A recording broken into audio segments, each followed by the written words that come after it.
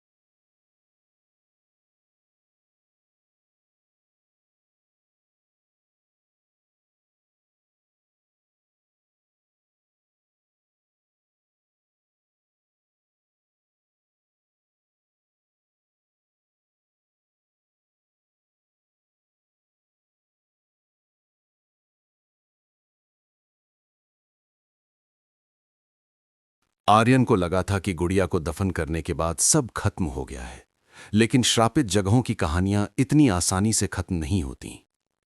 आर्यन शहर वापस लौट आया, लेकिन उसके साथ कुछ और भी आया था। उसने गुड़िया तो वहीं छोड़ दी थी, लेकिन उस लड़की की वो ठंडी पकड़ अब भी उसके कलाई पर एक नीले निशान की तरह मौजूद थी। घर पहुंचने के 2 दिन बाद आर्यन ने नोटिस किया कि उसके घर में अजीब घटनाएं हो रही हैं। किचन में रखा पानी अपने आप उबलने लगता और उसके बाथरूम के आईने पर धुंध में एक ही शब्द बार बार लिखा मिलता, टिकट। आर्यन परेशान हो गया। उसने तो टिकट राख कर दिया था, फिर ये मांग क्या रहे हैं? उसने महसूस किया कि उसने एक बहुत बड़ी गलती कर दी थी।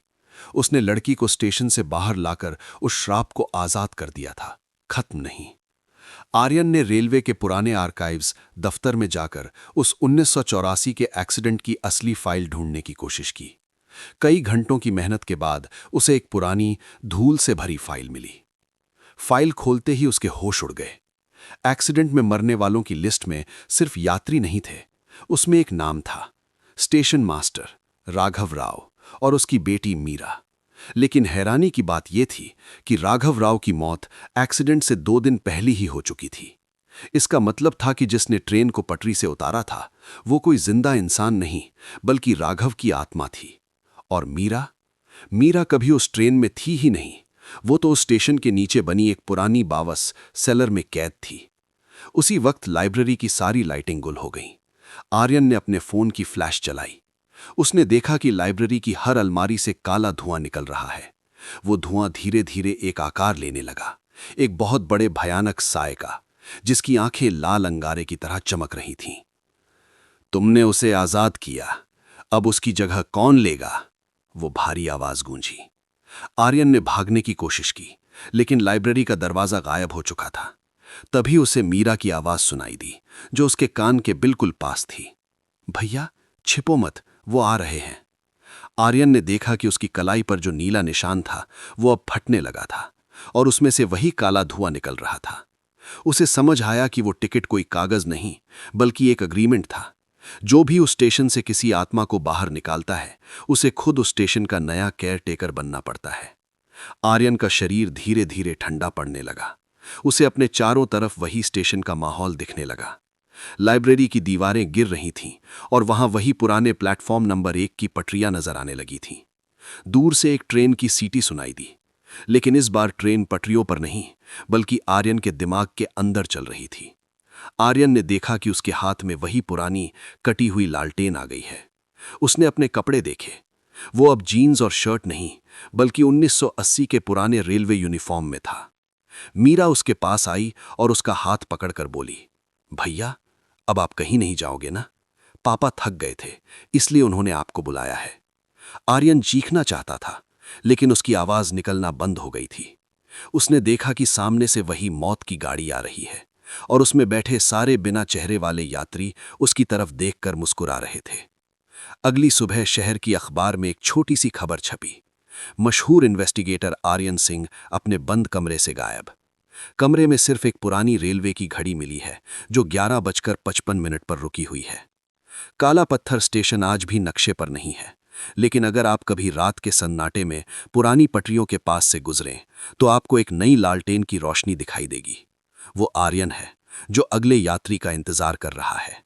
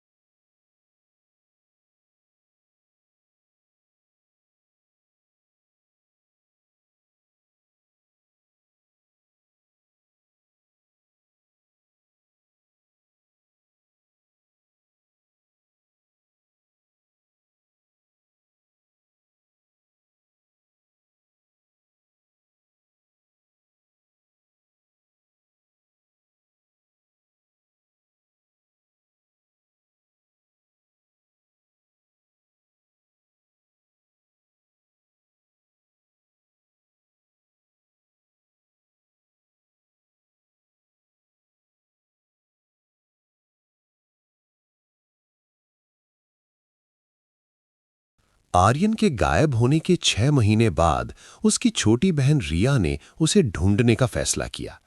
रिया एक साइंटिस्ट थी और वो भूत प्रेत में विश्वास नहीं रखती थी। उसका मानना था कि आर्यन को किसी ने अगवा किया है या वो किसी गहरी साजिश का शिकार हुआ है। आर्यन के कमरे की तलाशी लेते वक्त उसे वही पुरानी डायरी मिली। उसमें आर्यन ने आखिरी पन्ना लिखा था, जो शायद उसने गायब होने से कुछ मिनट पहले लिखा होगा। रिया, अगर तुम ये पढ़ रही हो तो कभी काला पत्थर मत आना। वो लोग टिकट नहीं मांगते, वो वक्त मांगते हैं। रिया ने तय किया कि वो उस वक्त का राज पता लगाएगी। वो अपने साथ कुछ हाईटेक सेंसर्स और थर्मल कैमरास लेकर निकल पड़ी। रिया जब उस सुनसान इलाके में पहुंची जहां स्टेशन हुआ करता था, उसने देखा कि वहां कुछ भी नहीं है, न पटरियां न इमारत। लेकिन उसके सेंसर्स अजीब तरह से बिहेव करने लगे। टेम्परेचर अचानक -10 डिग्री तक गिर गया। उसने अपने थर्मल कैमरा से देखा। जो आंखों से नहीं दिख रहा था वो स्क्रीन पर साफ था। हवा में एक नीला दरवाजा यानी पोर्टल जैसा बना हुआ था। रिया ने जैसे ही उस दरवाजे को छुआ, एक जोर का झटका लगा और वो 2026 से निकलकर सीधे 1984 के उस खूनी स्टेशन पर पहुंच गई। स्टेशन पर कोहरा घना था। रिया ने देखा कि एक आदमी प्लेटफॉर्म पर लालटेन लेकर घूम रहा है। उसने खुशी से चिल्लाया, भैया! वो आदमी रुका। जब वो पलटा, रिया की चीख निकल गई। वो आर्यन ही था, लेकिन उसकी आंखें खोखली थीं और उनसे काला धुएं जैसा निकल रहा था। उसके कपड़े फटे हुए थे और उसके सीने पर एक पुराना ब्रास का बैज लगा था, स्टेशन मास्टर। रिया, यहां से जाओ! आर्यन की आवाज ऐसी लग रही थी जैसे हजारों मीलों दूर से आ रही हो। मैं अब इस जगह का हिस्सा हूं, ट्रेन आने वाली है। रिया ने देखा कि पटरियों पर वही भांप वाला इंजन आ रहा था, लेकिन इस बार उसने एक अजीब चीज नोटिस की। ट्रेन के हर डिब्बे पर एक साल लिखा था, 1947, 1971, 1984, 2026। ये कोई मामूली ट्रेन नहीं थी, ये एक टाइम मशीन थी जो मौत की ऊर्जा यानी एनर्जी से चलती थी। स्टेशन मास्टर का काम था उन लोगों को पकड़ना जो समय के चक्र में फंस जाते हैं। तभी मीरा, वो छोटी लड़की, रिया के पीछे आई और उसकी उंगली पकड़कर बोली, दीदी, आपका टिकट तो वैलिड ही नहीं है, आपको तो इंजन रूम में जाना होगा। आर्यन ने रिया को बचाने के लिए उसे धक्का दिया और स्टेशन मास्टर के केबिन में बंद कर दिया। रिया, सुनो, इस स्टेशन के नीचे एक पुराना क्लॉकवर्क सिस्टम है। 1984 में जब ट्रेन क्रैश हुई थी तो वक्त रुक गया था। अगर तुम उस सिस्टम के मेन गेयर को तोड़ दो तो ये डायमेंशन तबाह हो जाएगा और सब आजाद हो जाएंगे। रिया ने केबिन के नीचे एक खुफिया रास्ता ढूंढ लिया। नीचे उतरते ही उसने देखा कि हजारों इंसानी हड्डियों से एक विशाल घड़ी बनी हुई थी जो धीरे धीरे घूम रही थी। हर बार जब घड़ी की सुई आगे बढ़ती, किसी यात्री की चीख सुनाई देती। रिया ने अपना थर्मल एक्सप्लोसिव उस घड़ी के बीच में लगा दिया, लेकिन तभी वहां राघव राव, पुराना स्टेशन मास्टर की आत्मा प्रकट हुई। वो आर्यन के शरीर को कंट्रोल कर रहा था। अगर तुमने इसे तोड़ा तो तुम्हारा भाई भी खत्म हो जाएगा, राघव चिल्लाया। रिया की आंखों में आंसू थे। उसने आर्यन की तरफ देखा। आर्यन ने हल्का सा सिर हिलाया, जैसे वो कह रहा हो, इसे खत्म करो। रिया ने बटन दबा दिया। एक भयानक रोशनी हुई और पूरा जंगल हिल गया। जब धुआं छटा, रिया वापस 2026 में थी। स्टेशन, ट्रेन और आत्माएं सब गायब थे। रिया ने अपने हाथ में देखा, वहां आर्यन का वो स्टेशन मास्टर वाला बैज पड़ा था। उसने चैन की सांस ली कि सब आजाद हो गए। लेकिन जैसे ही वो अपनी कार की तरफ बढ़ी, उसने कार के आईने में देखा। उसके पीछे की सीट पर मीरा बैठी थी, मुस्कुरा रही थी। उसने अपने होठों पर उंगली रखी और धीरे से कहा, अगला स्टेशन तुम्हारा घर है दीदी।